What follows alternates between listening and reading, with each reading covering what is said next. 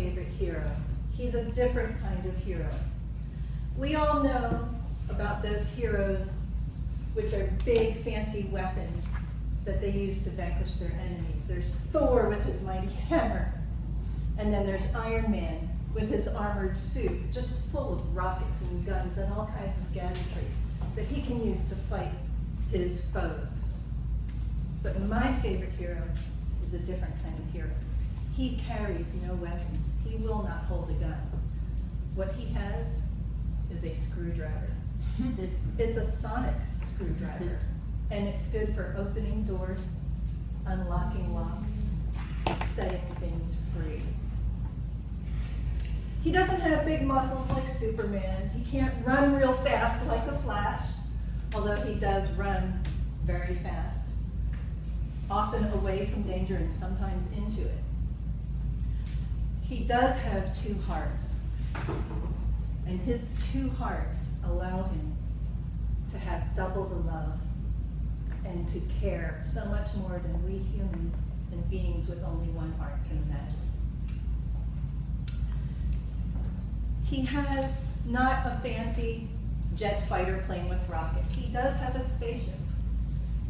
But his spaceship looks like a 1960s era blue British police call box, essentially a telephone booth.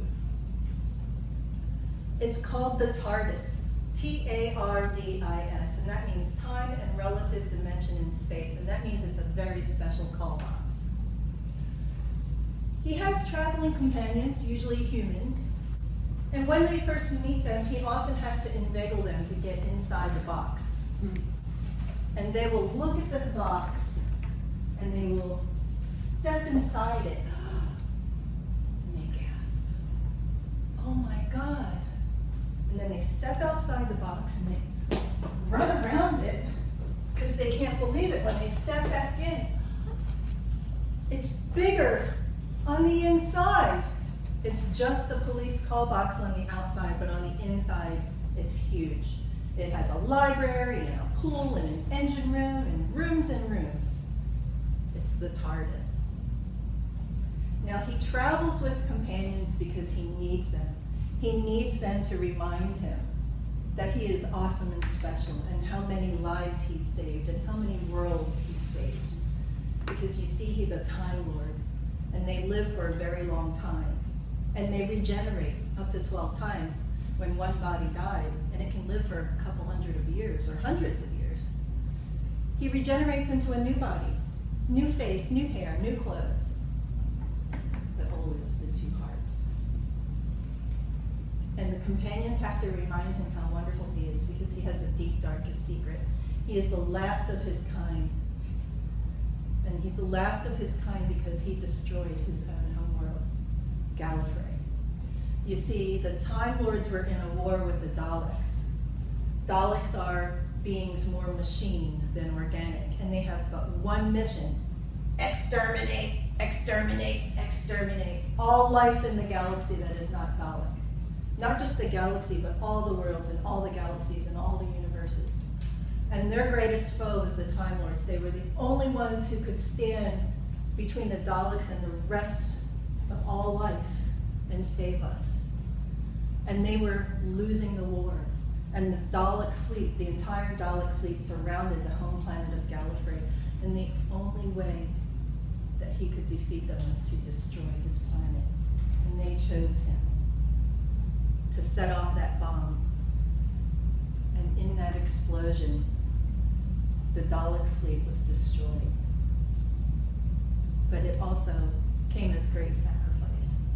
Everybody he loved, his whole entire world, gone. He was the only one remaining.